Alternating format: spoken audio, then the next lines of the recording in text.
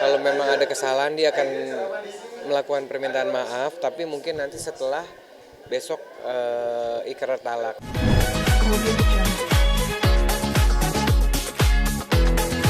DP sendiri udah ada somasi dan udah dari Belum, kemarin udah sempat mau kirim somasi, tapi rupanya ada pihak Mas Angga udah hubungan sama saya dan saya juga sudah komunikasi sama AA.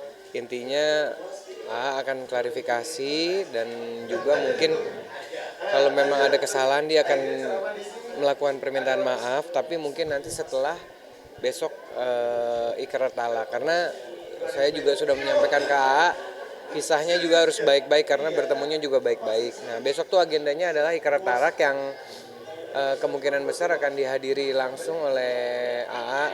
Mas Angga juga harus hadir di situ. Saya juga akan mencoba apakah Mbak Neng, Mbak Dewi Persik juga akan hadir di sana. Kalau Mas Angga juga harus hadir di situ. Tapi kalau Mbak Dewi, Mbak Neng kemungkinan sudah diwakili oleh saya. Tapi juga tetap saya akan mencoba untuk melakukan mengajak lah. Belum tahu. Aku yang mau melakukan besok tuh kalau bisa ya mediasi baik-baik di situ untuk sebelum ikrar talak. Tapi kalau Mbak Nengnya mau.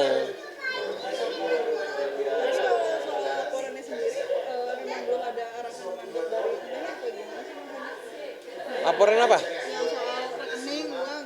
Belum. Pokoknya informasi terakhir saya bicara sama Mbak DP itu bila mana ada klarifikasi, permintaan maaf, mengakui perbuatan, insya Allah Mbak Neng atau Mbak DP ya akan memaafkan.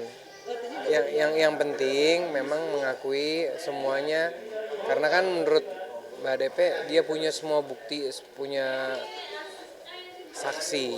Nah di besok tuh rencana kan kita akan ketemu sama AA, ya saya juga akan bicara mengenai soal ini. Tapi kalau misalnya nggak jadi, mungkin akankah berlanjut? Ya pastilah, kalau nggak ada permintaan maaf, klarifikasi, yang pasti ya klien kami akan melakukan Laporan. proses hukum. Tapi kalau ada permintaan maaf artinya ada jalur damai apa gimana? Ya damai lah, damai lah. Kalau misalnya dibawa ke jalur itu, mungkin pasalnya pasal berapa sih mau dikenakan di sana? Ya nanti loh, kan juga lagi kita pelajarin. Mas Andi boleh tahu nggak sih mungkin kronologi soal rekening itu, transferan itu atas nama Budianto itu? Boleh tahu nggak sih awalnya seperti apa kronologisnya? Kan udah mau diselesain, jangan dibahas lagi lah. Nanti jadi rame lagi. Orang dua-duanya udah mulai mau menyelesaikan secara baik kok. Udah ada komunikasi mungkin? Komunikasinya lewat saya. Oh, lewat saya. Tapi akan dikembalikan uangnya setelah permintaan maaf aja atau seperti apa? Kalau saya lihat dari Mbak Neng, beliau sudah mengikhlaskan. Yang pasti yang paling sangat penting adalah klarifikasi, permintaan maaf, dan juga mengakui perbuatannya. Hanya itu aja. Di lain itu beliau sudah mengikhlaskan. Ada waktunya kan? Harus minta batas waktu.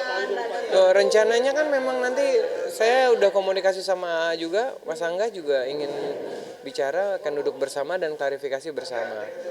Entah nantinya ada Mbak Neng atau tidak, nanti mungkin saya yang wakilkan. Artinya ketemu bertiga-tiganya?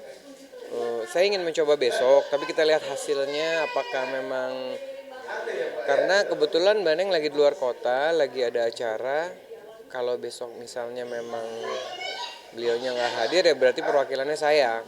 Tapi artinya mungkin dari Angga sendiri apakah menyadari apa yang selama ini sudah terjadi gitu sampai akhirnya mau bertemu dan meminta maaf gitu Bang? Itu dia yang belum saya bisa pastikan karena saya belum bertemu langsung. Tapi yang pasti AA kemarin menyampaikan ingin bicara, klarifikasi, dan juga kalau misalnya memang ada sesuatu yang mungkin dianggap salah, dia akan melakukan permintaan maaf. Mas Adi, kalau tahu total kerugian dari DP berapa sih Bang? Miliaran atau gimana? Enggak, aku juga belum ngitung.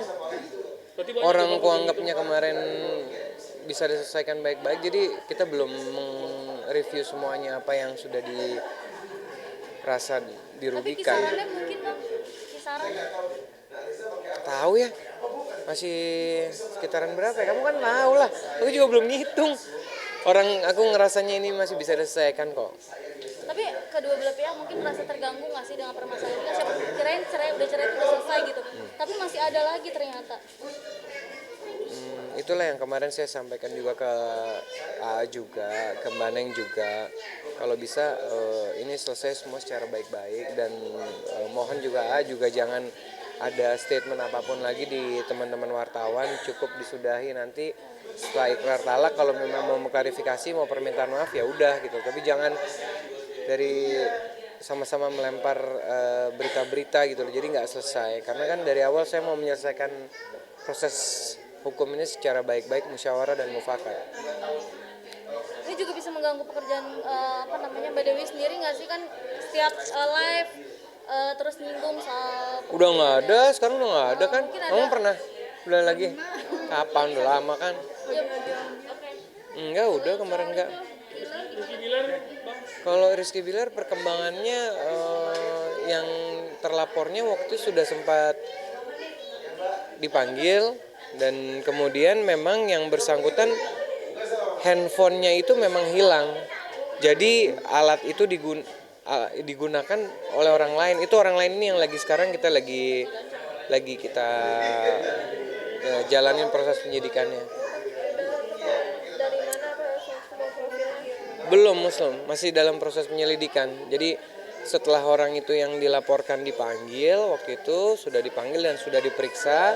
Kalau nggak salah dia di luar kota dan sudah hadir, sudah kooperatif. Ternyata handphone yang bersangkutan memang digunakan oleh orang lain karena handphone itu pernah hilang.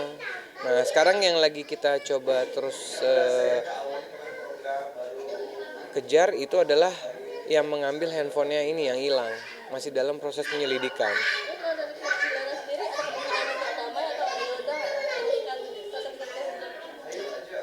Sampai sekarang sih masih ikutin proses hukum ya, belum mengarah ke sana karena kan kita juga belum mendapatkan si pelaku yang menggunakan handphone tersebut.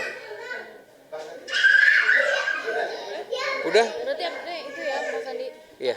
Tapi untuk anak mungkin seperti apa Bang Sandi ini Chloe Pujian banyak jadi sorotan juga, Irsa Marcel. Seperti apa mungkin sih? Isra, alhamdulillah dia kemarin terpilih menjadi paskibraka nasional mewakili Banten dari SMA Lab School. Ya kemarin alhamdulillah saya juga kebetulan nonton langsung di sana sama istri saya ya. Kita pada saat nonton itu ya nangis lah, apalagi istriku tuh udah mau pingsan yang lihat waktu itu lagi jalan, tegang kan. Tapi sampai hari ini Isra masih di karantina di kepanitiaan HUT 17 kemerdekaan di bawah BPIP. Jadi insya Allah baru besok udah pulang ke rumah hari Senin. Ya alhamdulillah bersyukur banget bisa kesempatan dari segitu banyak orang, segitu banyak anak yang ikut seleksi. Alhamdulillah anak saya bisa menjadi perwakilan paskibraka nasional dari Banten. Proses dan perjuangannya seperti apa sih? Kan kita taunya nih anak Sandi Arifin pas 17 aja, tapi kan kita nggak tahu di balik proses itu mungkin seperti apa sih? Prosesnya dia dari SD memang hobinya baris berbaris, bahkan SD SMP dia ikut juga pramuka baris berbaris. Kemudian pada saat SMA masuk itu kan lagi PSBB ya, lagi pas pandemi. Dia latihan paskibnya itu di rumah pakai Zoom. Sabtu Minggu tuh dia nggak mau keluar, dia hanya fokus latihan itu aja, nggak pernah ikut sama kita. Gitu. Jadi dia emang ya inilah, emang gigih banget untuk latihan paskib itu. Emang cita-citanya dari dulu ya Bang Sandi berarti mengibarkan bendera di istana itu atau seperti apa? Iya mungkin masing-masing anak juga bercita-cita untuk mengibarkan bendera sebagai seorang paskib ya, tapi kembali lagi ke anaknya. Alhamdulillah anak saya juga karena dia juga mungkin rajin jadi dia semangat. Padahal olahraga yang lain pun dia banyak. Tapi Bang Sandi ini bukan privilege karena anak Sandi Arifin ya?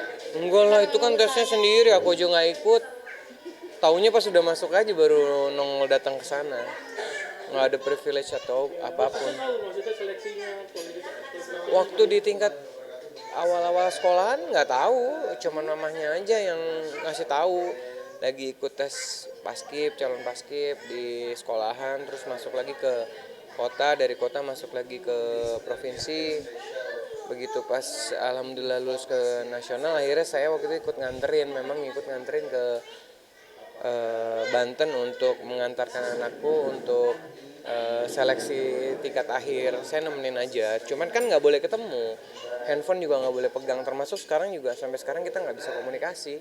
Berapa lama itu berarti proses? Udah hampir 45 hari ya, dari tanggal 17 Juli. Besok akan menjemput atau gimana Mas Sandi?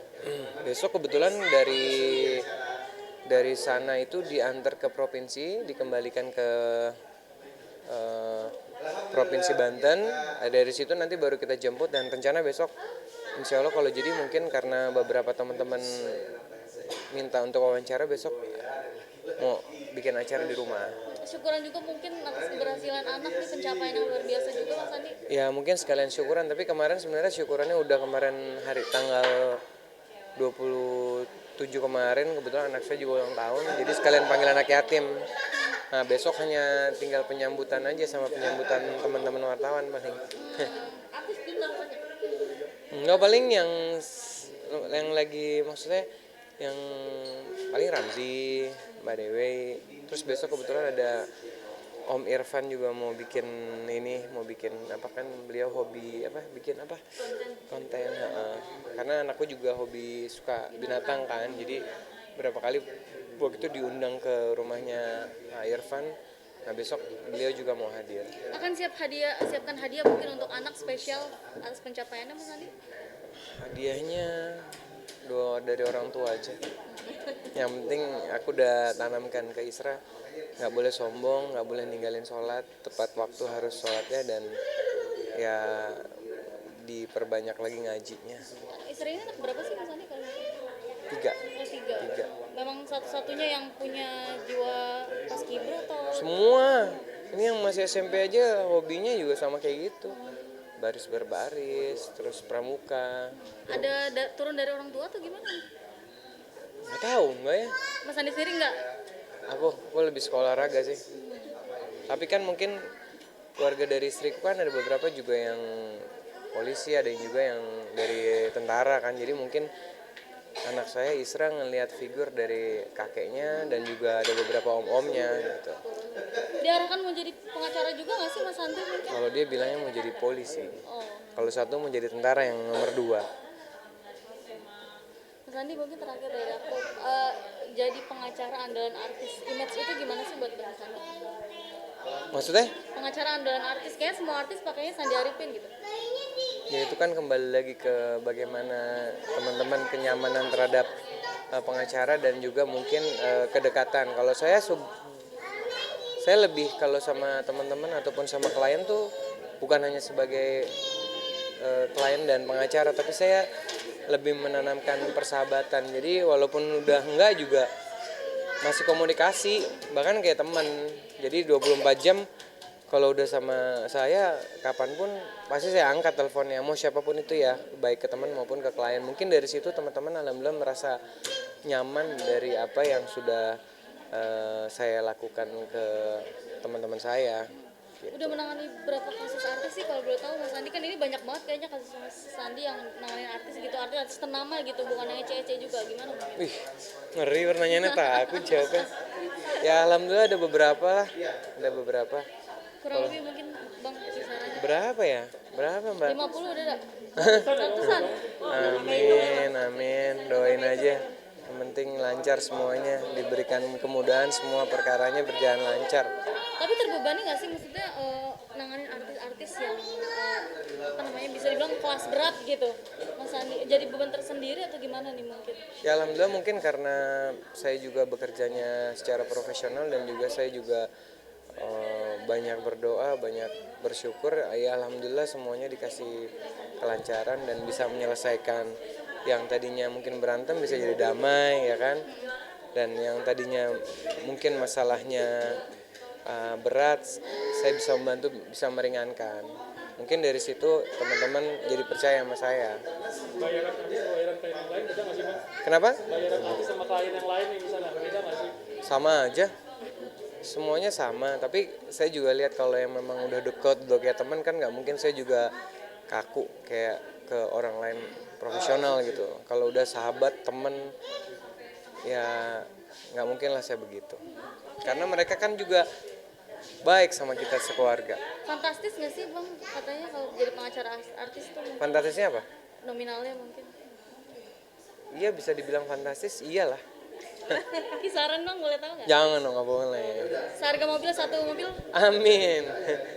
tapi ada tips nggak sih bang Sandri mungkin ketika menangani artis gitu ya apalagi pastinya dikejar-kejar sama wartawan juga gitu terus jadi sorotan juga mungkin bang Sandri. Ya kalau saya sih saya sampaikan beberapa klien tuh kalau misalnya memang mau saya bantu menjadi kuasa hukumnya mereka yang pasti jangan terlalu banyak kita memberikan komentar-komentar yang mungkin tidak perlu, dan begitu saya dan teman-teman di kantor juga bilang kita nggak usah terlalu banyak komentar, yang penting pekerjaan itu selesai.